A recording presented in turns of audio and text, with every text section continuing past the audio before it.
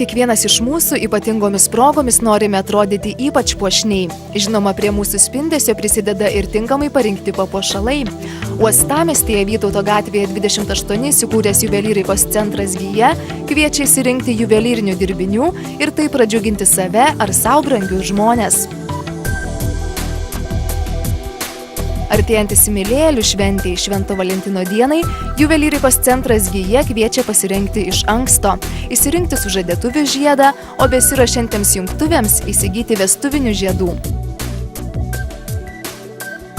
Šiame juvelyrikos centre jūsų laukia platus asortimentas papuošalų iš aukso ir sidabro. Ypač didelis pasirinkimas gaminių su deimantais ir perlais.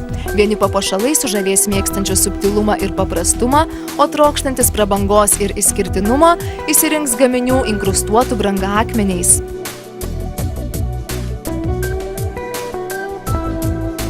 Nuolatinis dalyvavimas geriausiose Europos juvelyrikos parodose atsispindi Gijos siūlomose gaminiuose. Jūs be abejonės liksite patenkinti gaminių gausa, nepriekaištinga jų kokybė ir gera kaina. Valentino dienos proga juvelyrikos centre Gija taikomos ypatingos nuolaidos. Jeigu pageidaujate, Gijos salone atnaujins jūsų juvelyrinį gaminį, patars kaip tinkamai prižiūrėti papuošalą. Iki meilės dienos liko visiškai nedaug. Šią nuostabią progą įteikite mylimam žmogui vertingą dovaną, kuri jam visada primins jus.